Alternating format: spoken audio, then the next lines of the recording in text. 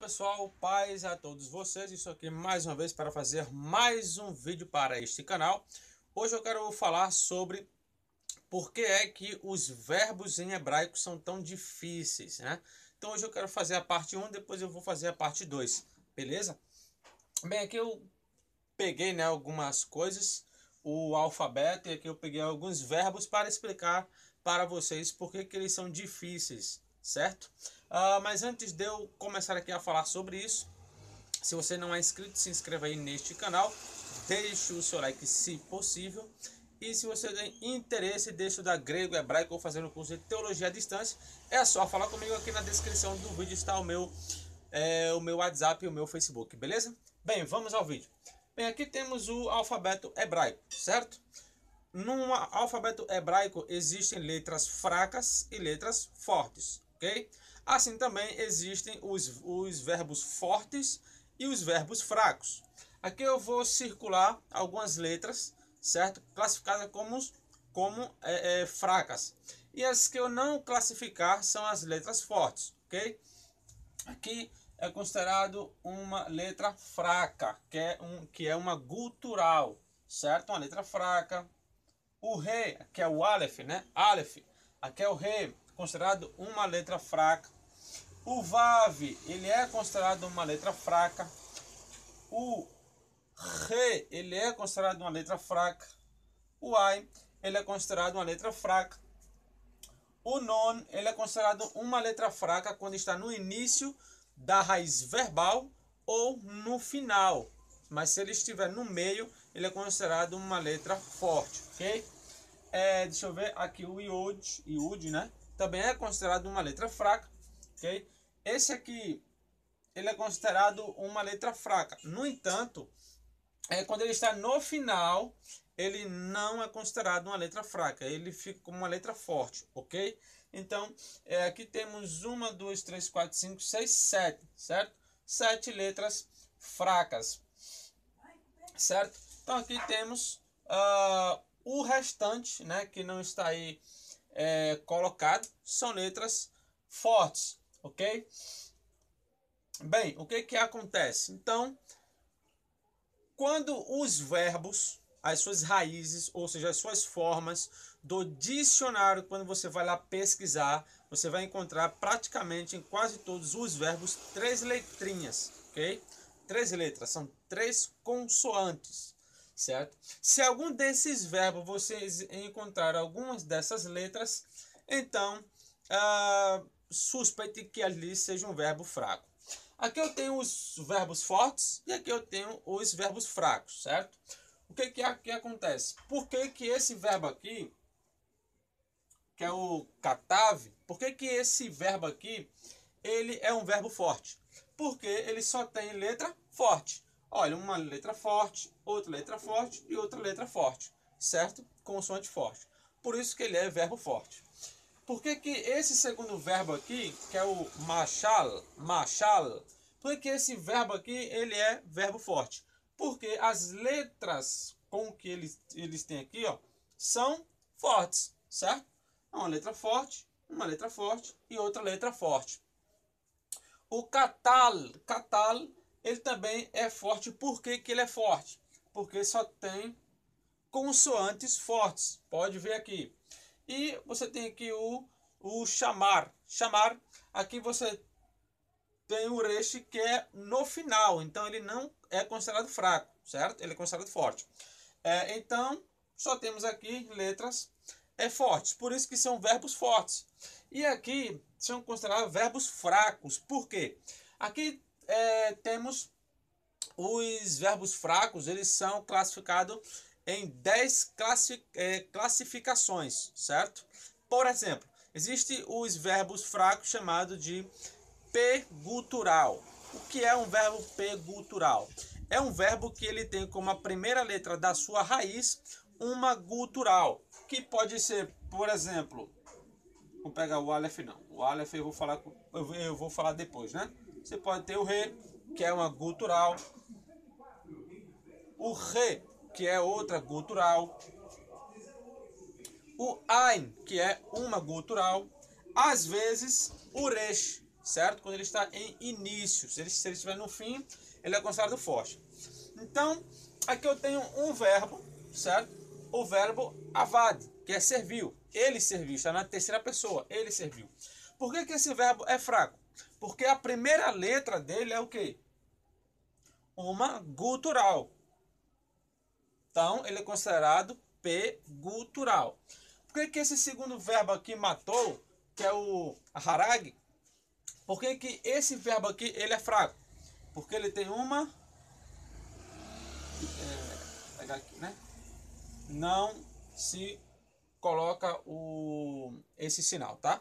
Só a consoante em si. Então, é uma gutural. Então, ele é considerado P gutural. É uma classificação de verbo, certo? Então, se você vê outro verbo que se inicia com essa aqui, também ele é P gutural, ok? Existem também os verbos chamados de P-Aleph. P-Aleph e P gutural, alguns gramáticos falam que são praticamente a mesma classificação, que é onde entra o Aleph, a primeira letra. Ela também é uma gutural, mas ela se enquadra num P-Aleph. Os verbos P-Aleph, a primeira letra da raiz, certo, do verbo, ela sempre vai estar. Então, ele é classificado como P-Aleph, que é isso aqui, ó. Esse verbo aqui, ele é um P-Aleph, porque a sua primeira letra é o Aleph, ok? Que é o Hassar, que quer dizer amarrou, tá bom? Aí vocês têm outra classificação de verbo, que é o verbo ein gutural, ou gutural 2, que é onde alguma gutural vai estar no meio da raiz, como esse verbo aqui, ó, que é o verbo gaal. Gaal quer dizer repreendeu, ok? Qual é a consoante que está no meio? Uma gutural. Então, ele é chamado de ein gutural, certo? Qual é a consoante que está no meio aqui? De Bahan. É o provou, no caso, ele significa provou, mas a consoante é uma gutural. Então, ele é chamado de ein gutural. Então, existem 10 classificações de identificações, certo? Vai existir outros grupos, como, por exemplo, o Lamed Aleph. O Lamed Aleph é quando o Aleph ele é a última vogal do verbo. Por exemplo, pegar aqui o verbo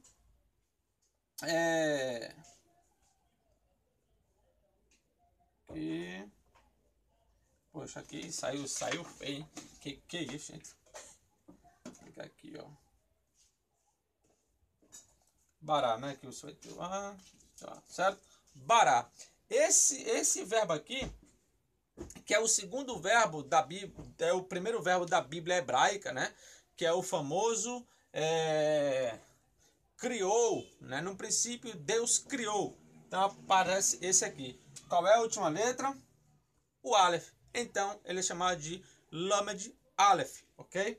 Então, cada agrupamento desse vai existir uma classificação de diferenças de verbo. Por exemplo, você pega o verbo forte, aí ele vai ter 7 troncos. Seu cal, nifal, piel, pual e entre outros. O cal, ele representa a voz ativa, quando o sujeito ele pratica ação. O nifal, normalmente a voz passiva. O piel, é a voz intensiva, ativa e intensiva. Né? O rifil, que é o ativo causativo. O ritpael, que é o reflexivo. Né? E daí sucessivamente, certo? O pual, que é o passivo intensivo. E daí sucessivamente. Então, cada voz dessa aí vai existir 7 em cada tronco. Quer dizer, vai existir 7 graus. Cada grau, o Lamed Aleph, o Ein gutural, o P gutural, o P Aleph, cada classificação dessa aí vai ter 7 troncos com cada uma diferenciando uma das outras. Mas isso aqui eu vou falar em outro vídeo. Então, uma das dificuldades da língua hebraica, que está cortando aqui, né? Aqui. Uma das dificuldades que você vai ter na língua hebraica quando for estudar os verbos vai ser isso aqui. Porque você vai ter que identificar que verbo é aquele que está sendo usado para você descobrir se ele é um perfeito, imperfeito, imperativo, particípio ou algum outro, como o infinitivo, cortativo, jussivo, ou seja lá o que for. Então você vai precisar identificar qual é o verbo, certo? Bará, eu sei que ele é um verbo lamed aleph, porque a última letra é um aleph, certo? Aqui eu sei que é um P gutural, porque a primeira letra é uma gutural. Aqui também, certo? Aqui eu já sei que é um Ain gutural, porque no meio está as guturais. E aqui eu sei que é um P aleph, porque o aleph está com a primeira letra da raiz, certo? Então vai existir essas dificuldades.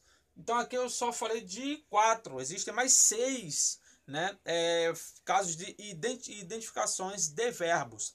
Agora imagine você ter que decorar 10 classificações de verbos fracos, os verbos fortes, que é uma classificação só, ainda bem, né? Então você vai ter que fazer, você vai saber ou ter que separar verbo fraco de verbo forte e identificar que tipo de verbo é aquele, se ele é um P gutural, se ele é um P aleph, se ele é um lamed re ou se ele é algum outro grupo. Daí você vai descobrir, quando você descobrir, você já vai para os outros fatores, que é descobrir qual é o tempo dele, se é um perfeito, se é um imperfeito ou algum outro fator, certo? Então, essas são as questões que dificultam um pouco no aprendizado da língua hebraica, quando você está iniciando ali naquelas questões dos verbos, ok? Então, letras fracas, letras fortes, verbos fracos, verbos fortes, ok? Então, você vai ter aí, em cada classificação dessa, né, de P gutural, vai ser uma forma. Já num lamed re, exemplo, já vai ser outra forma de identificação do verbo. Como é que eu vou identificar que tal verbo ele está num perfeito, está num calo, está num piel ou num nifal? Entende? Então, cada classificação dessa, ela vai diferenciar uma da outra. Isso se torna um pouco... você fica um pouco desmotivado para estudar os verbos em hebraico. Mas é assim mesmo. Então é isso aí, pessoal. Se você tem interesse de estudar hebraico, na quarta matéria do meu curso eu já falo sobre os verbos fortes. Na quinta matéria eu vou tratar sobre todos os verbos fracos, certo? E mostrando exemplos de todos eles na Bíblia hebraica, tá? Eu trabalho muito com a questão de mostrar exemplos.